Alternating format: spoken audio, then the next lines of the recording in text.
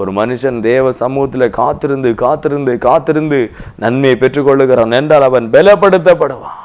ஒரு மனுஷனுக்கு சுலபமாக எல்லாம் கிடைச்சிருது, சுலபமாக கிடைச்சிருது, உடனே உடனே நன்மை வந்துடுது, அவன் பலனே இல்லாதவனாயிருப்பான். அவனுடைய வாழ்க்கையில் ஒரு நெருக்கடியான சூழ்நிலை வரும்பொழுது அப்படியே சோர்ந்து போய்விடுவான்.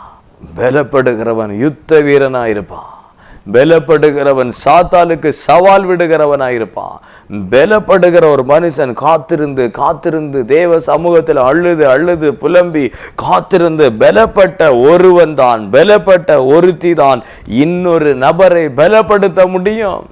நம்ம சுற்றிலும் பல்லாயிரக்கணக்கான ஜனங்கள் பலவீனப்பட்டிருக்கிறார்கள். அவர்களை பலப்படுத்துவதற்கு பலம் உள்ள ஒரு மனுஷன் தேவை. அதற்காக தேவன் உங்களை காத்திருக்க பண்ணு, உங்களை பலப்படுத்துவதற்காக காத்திருக்க பண்ணுகிறார். உங்கள் காத்திருப்பு உங்களுக்கு பலன் மாத்திரம் அல்ல, அநேகருக்கு பலனாய் மாறும்.